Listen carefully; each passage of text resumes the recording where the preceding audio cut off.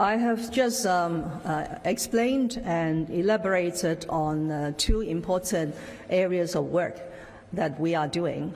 One is important fact-finding study, in addition to a very robust system to investigate and look at the complaints against police over this prolonged period of confrontations and violence.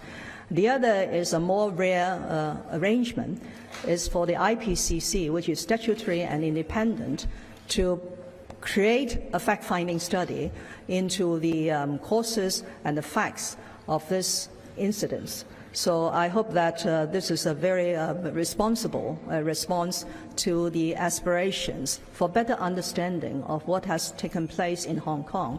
And more important of all, it is not just fact-finding to provide the sequence of facts.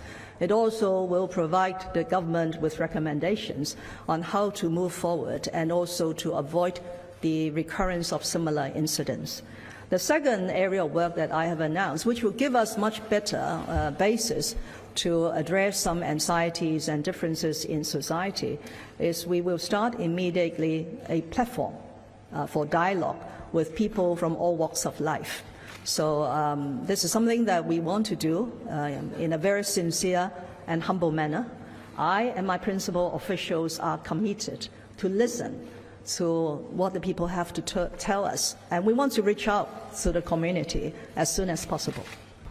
Mrs. Lam, numerous Hong Kong companies like Cathay are being forced by Beijing and state media to act against employees and actively publish pro-government statements. Is Hong Kong still the world's freest economy? How can businesses possibly invest with such risk of interference in their operations? And secondly, you've repeated it's dead, you've said it won't be brought back.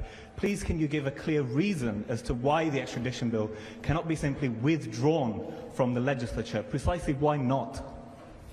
Well, on the second question, I have repeatedly replied on various occasions, and I can give you this very clear commitment at the political level that the bill is dead. There is no plan. There's no plan to revive this bill, especially in light of the public concerns. The second or the first point in your two-pronged question, I cannot comment as a chief executive on the commercial decisions of individual companies. I hope you understand that. But I remain convinced that Hong Kong has her unique advantages in attracting overseas companies to come to Hong Kong. One of the most important strengths is a rule of law. That's why we have been doing so much to ensure that the rule of law is being upheld and respected in Hong Kong.